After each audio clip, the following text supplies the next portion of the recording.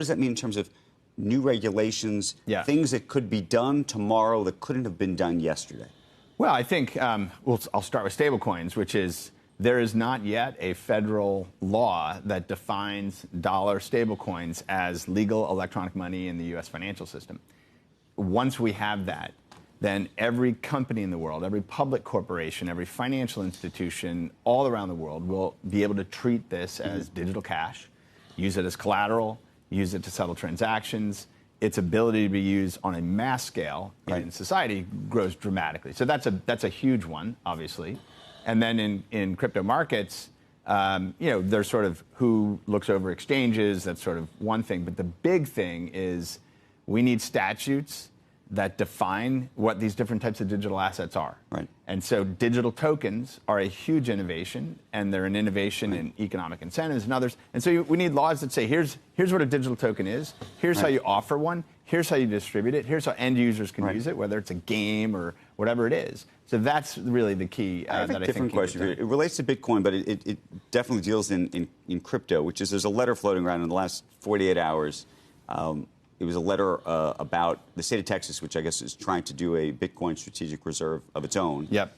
And the letter suggests that it is potentially unconstitutional for a state to try to create its own money, but makes a larger point, which is that Bitcoin, if successful, effectively undermines the dollar.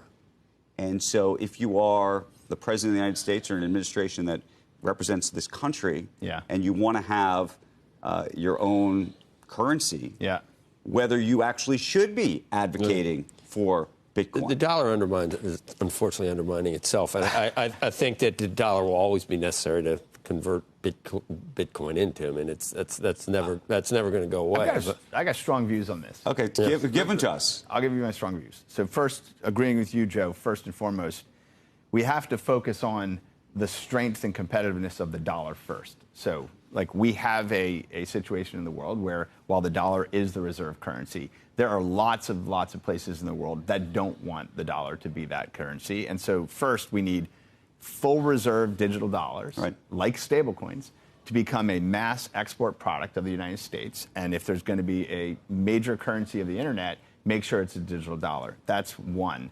The second is that the fundamental issue that we have here is a sound money issue.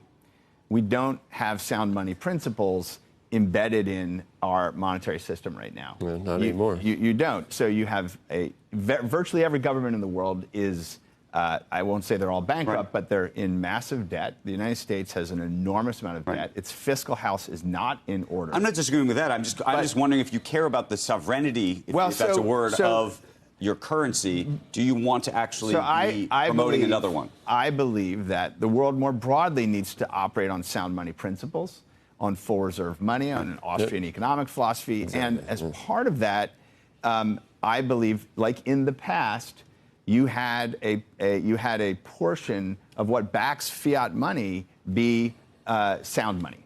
And you can do it again. You can absolutely do it again. But Jimmy,